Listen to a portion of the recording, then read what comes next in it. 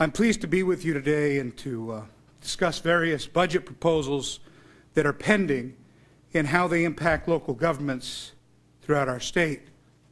When I was sworn in as Speaker, I told the members of the legislature that our absolute first priority had to be job creation. Until the job market recovers and the unemployment rate falls, neither our economy nor our budget situation will stabilize. This should be the first priority of government at every level, state and local, executive and legislative, Democratic and Republican.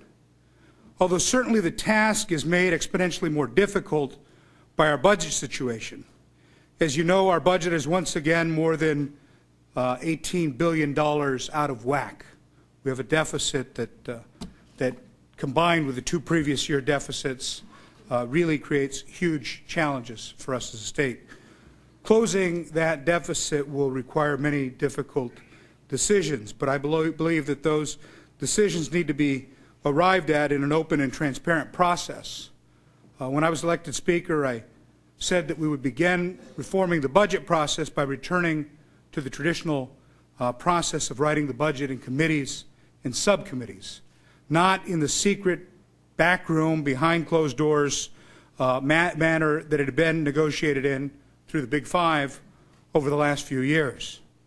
When we adopt the budget, we are codifying our values and priorities as a state, and the document that contains those values must be arrived at in an open process so that every Californian has the opportunity to see the decisions we're making in real time.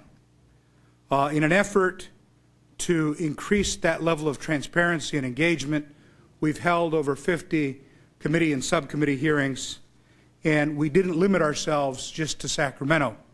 We went out and we held budget hearings in Fresno, in Palm Springs, in San Diego, in Albany, the Reseda area of Los Angeles, in Orange County. We ran across the state and engaged over 1,900 Californians in a process where we discussed not only the challenge of closing a $19 billion deficit, but the different options that were before us, both in terms of expenditure changes and, quite frankly, revenue enhancements.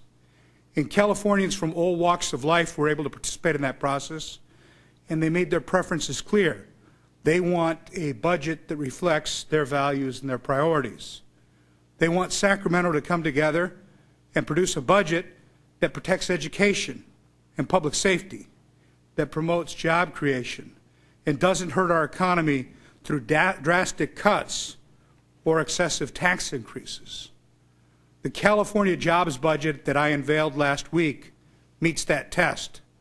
First, it protects local jobs. More than 30,000 teachers have received layoff notices throughout the state of California. Police officers have been laid off and fire stations have been closed because of previous budget cuts. We protect those local jobs by paying back school districts and local governments for years of Sacramento's unfunded mandates. Your city shouldn't suffer because the state has forced bailout after bailout on you. And we set aside almost $1 billion to repay you for those mandates. We set aside $3 billion for schools to do exactly the same thing. Keeping teachers in classrooms and cops on the beat are vital to our economic recovery. We reject the spending cuts that will be most harmful to our economy, especially the proposals that eliminate child care funding that will force more than 50,000 small businesses to close throughout the state. And most importantly, we establish a $1 billion jobs fund to promote the creation of quality, high-paying private sector jobs in California, because private sector job creation is the only way to strengthen our economy and secure a deep and lasting recovery. I know that the financing mechanism is complicated, but as local governments, you're intimately aware of how Byzantine California's budget process is. We essentially use the beverage and bottle fund as collateral for an advance to finance the jobs fund. And then we impose an all severance tax to repay that advance. We redistribute property tax and sales tax revenues as part of the financing mechanisms, but your cities will not see any difference in funding.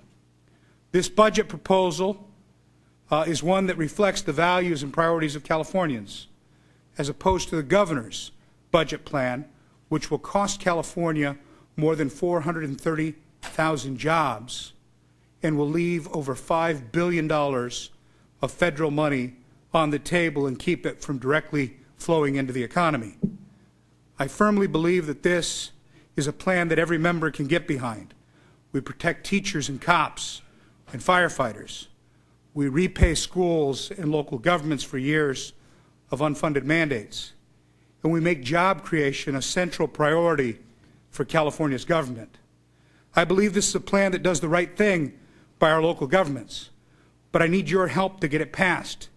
The budget conversation has to happen throughout California. It can't just take place here in Sacramento. That's why I need each of you to go to your representatives here in the Capitol and urge them to support this plan.